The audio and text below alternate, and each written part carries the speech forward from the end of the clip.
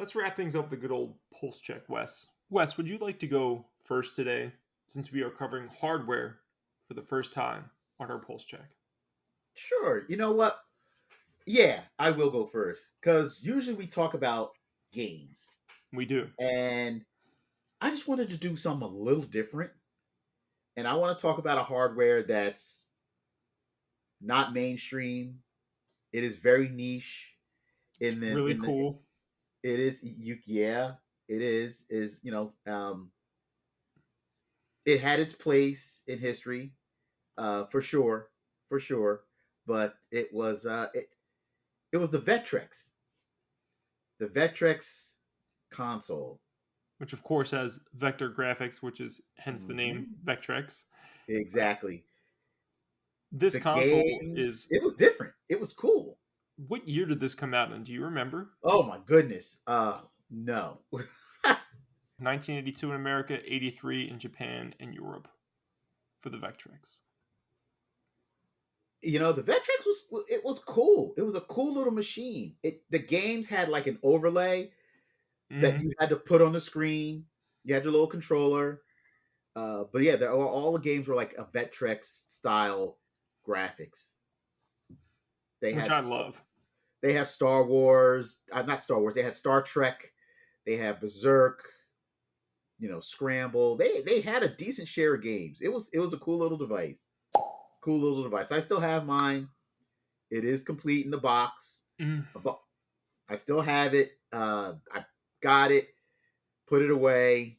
I pull it out every now and then just to make sure it's still running good. And I clean it off and put it back in its box and put it away again. This is a system that might be on my radar because over time the price has come down, at least since the pandemic. And this is something that always catches my eye when I'm in a retro game store. Whenever there's one, I'm like, ooh, look at you. What are you doing over there? What's going on with you? What kind of games you got, huh? Because if I also buy a Vectrex, it's got to come complete in box would be nice, but the reality is there's not a ton of games for it. So if it comes with a There's good amount not. of games, I'm more likely to buy it loose with a good amount of games than I would be complete in box with like no Mhm. games. Yeah, yeah. You know what? I've never seen one in the wild. Really? I haven't, and I visit quite a few game shops. I don't see any Vectrex stuff. I think the last two game stores I was in had them at the time that I was there, and then this past year I went to SoCal Retro Gaming Expo and I seen at least two there, at a minimum of two, if not Okay, more. huh? But as far as pricing, a Vectrex, if you were looking for one or looking to obtain one, current pricing loose, you're looking at $442, complete in box, 724. Oh my gosh. Or if you can find a still sealed, brand new one, you're looking at 2125. Wow. Now that sounds like a lot, but let's do a comparison. Complete in box is 700, a sealed one's 2000. That's not that far off. Like it really isn't. Like that's in my opinion, that's quite reasonable. Because if you look at other consoles, it'll be like a huge gap Yeah, between true. a complete in box and a sealed, like a massive gap. This is only like $1,200, which for something that old from 1982, that doesn't seem like that's that bad of a deal for a sealed one. Which tells you, at least it tells me, that in my opinion, there's not a lot of people looking for that console. Otherwise, that sealed one would probably be going closer to like five, six, $7,000 would be my assumption. I agree with you. But it's what we always say. Like the market is starting to stabilize because the prices are starting to come down. That's true. Because those are current prices, but it peaked. In a loose Vectrex peaked in February of this year, 2023, at $528. So you're looking at a 60-80 buck drop, Hmm. um, from February to December. A complete inbox peaked in April of 2022 at 1465. That lost almost half its Almost value. half. I know. That's substantial. Yeah, and then a sealed one. This is interesting. Okay, so a sealed one peaked in September of 2022 for $3,000, 29.99, or we'll just say Okay. $3,000. So you figure, it dropped about $800. It's it's quite So a it's bit, it, but it's it's it's it's not coming half, but down. that's quite a bit. It is quite a bit. I mean, so it's still pricey, Hmm. but the prices are coming down. Right. And you're buying, if you buy this, you're buying a niche item that probably didn't sell well to begin with. And there's not going to be tons of these in a while. To Wes's point, you're probably not going to see these every day. I just happen to see them because I'm always looking for them. Like Mhm. most people would walk in it. The last time I saw one in a retro game store, it was like tucked away in a corner somewhere, like high up on a shelf that only people that are looking like myself would even see. It wasn't like in a glass case in the center of their store, like, oh my god, look at this Vectrex. It's like nobody wants this. Let's put it in the corner, and eventually we'll sell it to somebody. You Mhm. know, that's what you have to think about when you're talking about the Vectrex. Yeah, I agree. I remember when Sears was just clearing these things out. $50? What were you? What are you If paying? Like $50 if for? if that, I mean, games were like $10 each. Jesus, Yo, it was yeah, it was super super cheap. They were just blowing them out because, like you said, nobody bought them. can So you we're imagine just if we had a time machine, just going back and buying all the stuff like, oh, the Virtual Boy brand new seal, they're like $30. Like, oh, give me what's like that five of crap? them. Give me five of them. I'll take the whole pallet. Are you kidding me? $30? Give me them all. I'll sell them in 40 years from now. They'll be worth way more than they are now. Yeah, man. So that's my high pick. Like I said, I wanted to do something a little different than games, so I picked the Vectrex. But so, what did you pick? What's your pick for this year? This month's pulse check. So when we do the pulse check, Wes and I go back and forth. One of us Mhm. picks a high tier thing, one of us picks a lower tier thing. I got the lower tier thing this month, but I wanted to bring attention to one of the best DS games there is. And older people might look at me like I'm crazy, but Animal Crossing Wild World is it might be my favorite DS game. And it's probably my second favorite Animal Crossing game. It is Really? fantastic on the DS. They did a great job. Wow. I played the crap out of that game. I think I was well over a year and I was still playing that game like on a pretty much daily basis, which if you guys know me, I usually play Animal Crossing for around a year and then I fall off. But this one I think I went over a year. I was playing the hell out of this game. They had me hooked, Wes. It was like up to that point, everything they've ever done before then, it's like, what are all the good ideas? And what are all the bad ideas? They literally like, here's all the bad ideas, make them go away. Here's the good ideas, bring them to the table.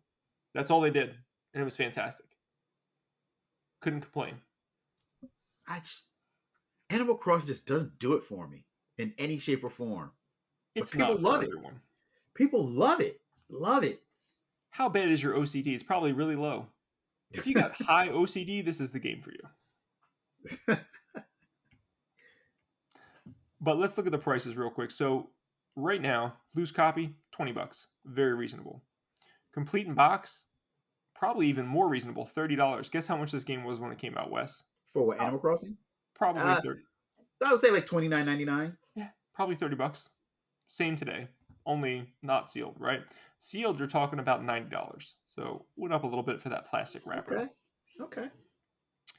The peak, though, not a surprise for the first two. Pandemic, 2020, we're talking here. April 2020, loose copy was $28. So about 27% drop, I would say, somewhere around there. Complete in box peaked at 37, so a $7 drop. So lost, maybe about 19% of its value. I'm just ballparking this in numbers. You can do the math. And a sealed copy was May of 2022, so 2 years after the beginning of the pandemic. $161, which, dropped quite a bit. But I also know that, that was closer to Animal Crossing being in the zeitgeist with people because in 2020 the pandemic began, Hmm. and that's when the Animal Crossing game came out on the Switch, and Okay. it just continued. The popularity of Animal Crossing for like the next year or so just continued to grow. So there was probably people betting their, oh, this game's going to increase, so they're going to buy it for $160, and now it's down to 90. Of course, because that this sealed markets bubble has burst. Um, I don't know. I just think don't buy a sealed. I'm going to say that about most things. Don't buy a sealed. Just go get yourself a complete in box copy for $30. You're going to be happy as hell, and it's one of the best damn games in the DS. Yeah. Huh. Interesting. Animal Crossing, huh? I know it's not for everyone. I never took you for an Animal Crossing type of person, Matt. I think most people wouldn't, but back to my OCD point. That game is like I want to do all these things in a certain order and I do them every day. It's like, oh my God, this is like therapeutic, Wes. It's like I know what I need to do every day. I get up, I go do it. Maybe you gotta wake up at night sometimes, catch a little spider. You never know. Mm-hmm. Maybe you gotta wake up at 3 a.m. to get some unique animal. I don't know. But looking at the current prices, sealed $90. That's kind of high for a DS game. Well, yes, Wes. If we're talking, this whole segment is about retro prices. Just true. DS is completely on the rise. If you want to get DS games, you need to start buying them honestly like 2 years ago.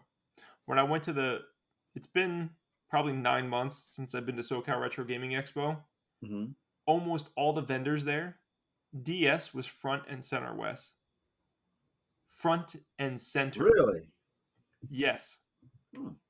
And next to that was Game Boy Advance. Like Game Boy Advance is still really high, but the thing with DS is they have a lot of stock. It's complete in box, and like the DS games that people want, they were front and center. Of Okay. course, there's DS game. I bought some DS games when I was there. They were like $3. There's stuff that's not as popular, but the stuff that people want on DS, it's rising. It's rising in price. Yeah, because like I said, $90 for a DS game now that's kind of pricey. I bought Super Princess Peach this year, and I paid. It was complete in box. It was not sealed, but I think I paid like $45 for it, and that was me finding a deal. Like I scoured eBay for that one. It wasn't Okay. like I just bought the first one that I saw because if I did, it was like $60 or $65. Mm-hmm. So they're up. They're going up. They're only going to continue to go up. DS is hot.